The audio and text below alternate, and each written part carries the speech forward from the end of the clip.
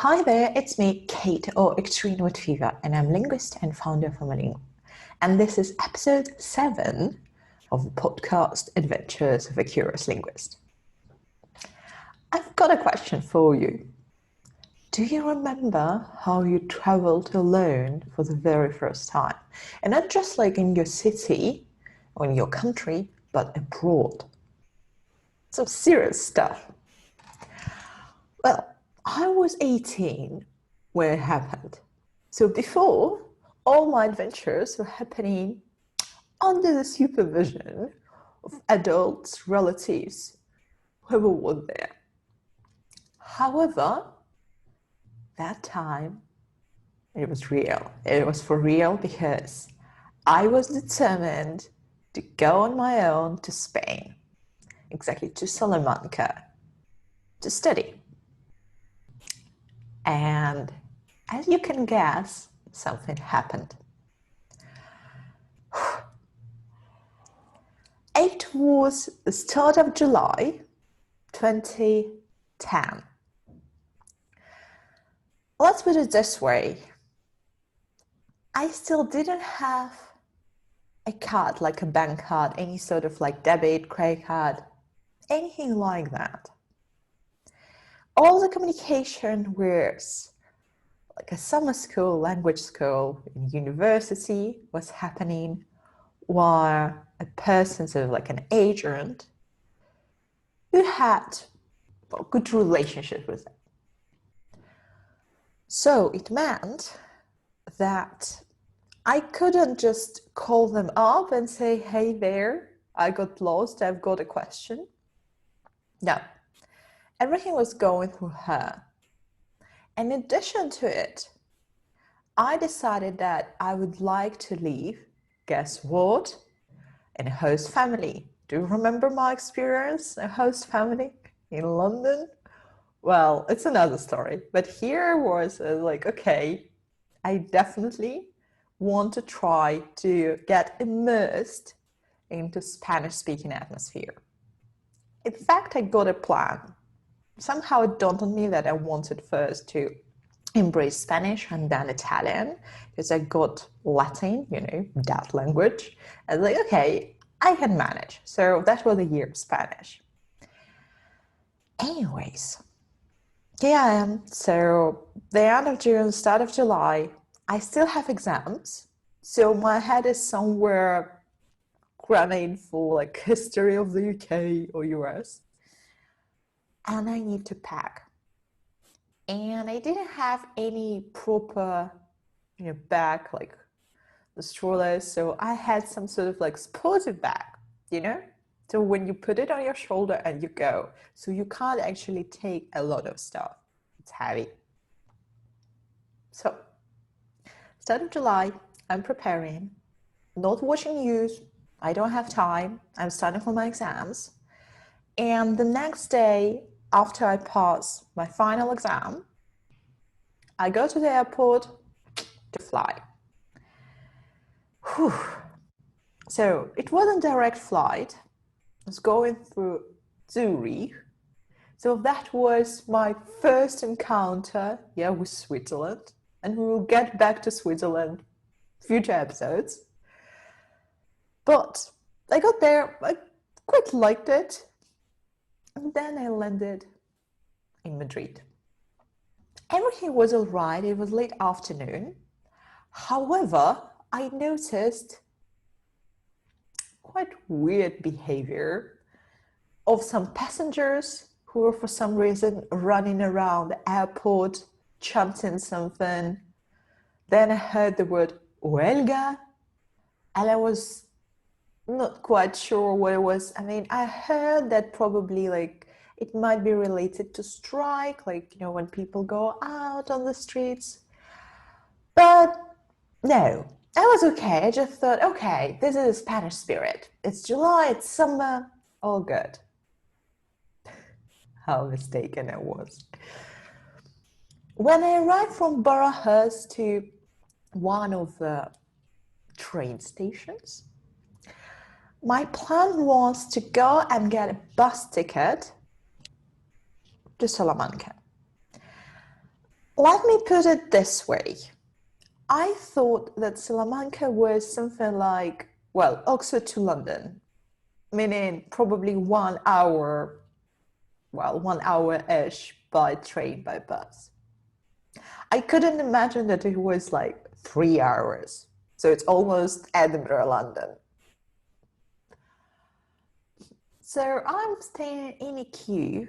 Queue is huge. Lots of people at the train station. Like it's like bus station, train station. Yeah, lots of people everywhere. Like, what's going on? And I hear this, Huelga, Huelga, Huelga. And all the people that were coming to that windows cashier, just like, no, and just going away. So I'm coming up, I'm like, I need a bus ticket. Can I get it?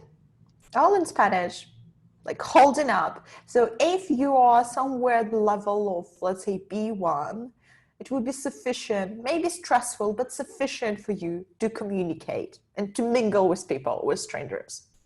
Like, I need a bus ticket. And the lady is saying, Huelga. I'm like, well, but still, I need to get there. Like, what can I do? She's saying, well, maybe try tomorrow. Like today, like it's all 24 hours, so it's Huelga, so strike. We don't know how it's going to turn out. No idea. But still, maybe trains are running, but not sure. Like, okay, so if it's like next day, what about the station?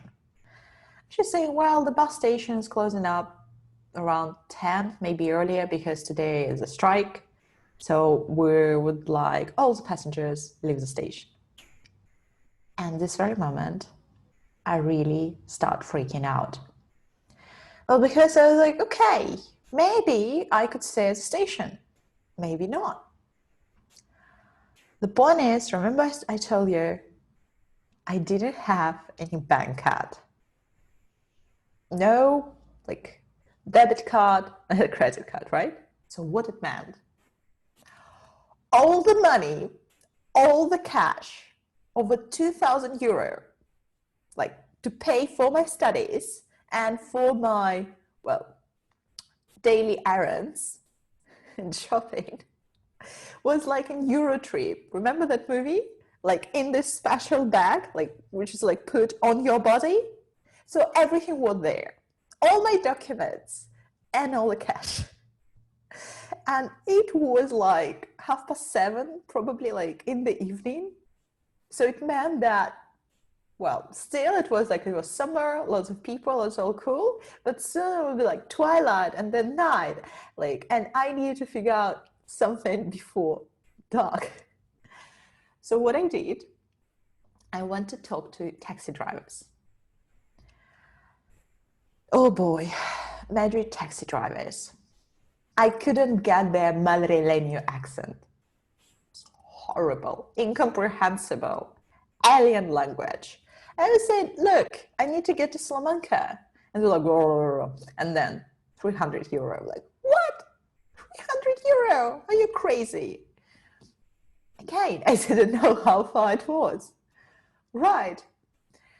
So what about 300 euros? So I was so scared that I actually considered maybe taking a taxi, but talking to other people, perhaps I could find somebody else who would like to share a taxi and we could go maybe 2, 3, even 4 of us, right? And divide the price. So I started going around and simultaneously I was texting my parents and to that lady, yeah, my agent. It was still expensive to text, but that time I was prepared, so I put credit on my phone, yeah. So I was like texting, like it's like a strike, I don't know what to do, like please ask, yeah, the agent. And my father was the most supportive, saying, welcome to Bon Jovi tour. To explain to you, well, you could hear Bon Jovi, but Bon Jovi, Bomsh, it's actually a homeless person. So literally it was like, welcome on a homeless tour, yeah, the gypsy tour. Like, thank you very much. Anyways, they also started panicking there. So the agent was like calling the school, everything, like trying to figure out. Meanwhile, I was there in outer space. I could hear other boys and girls like myself, like from different countries, calling up their parents, mamas, papas, please help, we need to figure out. And then I went back, to taxi drivers. So I was like, okay, I can't hold it up. So we need to do something. And at this very moment, a young lady appeared. She was definitely Spanish, like I could see like local, and she was like, oh, vas a Salamanca también. So I go into Salamanca as well. I was like, yes. She's like, oh, soy Maria. So I'm Maria. Like I just arrived, and she's right. I don't remember either from Colombia or Argentina, but it's just so funny because I've been already to these two countries. So she arrived like from Latin America, like she was on vacation there, and she was living in Madrid, but she was going straight to Salamanca to visit one of her nieces. And it's like really cool, like really handy. Like, yeah, so if you're going, like she's like, if you're going to Salamanca, so let's grab a taxi, let's go. And like I'm like, okay, well, like she's like, we'll figure it out. We're like literally sitting in the car. So we just met, like 11 minutes passed. We get in the car, and I'm thinking this for a moment. Okay, so if we're going to Salamanca, so it's going to be 150 each. Well, yeah, still a bit expensive, but possible. Okay. She starts translating what the driver is saying because I'm still not managing. And then she's explaining it. Look, so he's saying that indeed we can go to Salamanca, but there's still a torture. Yes, it's another train station where trains are still running. So maybe we're going to be just in time, like time to get the last, train.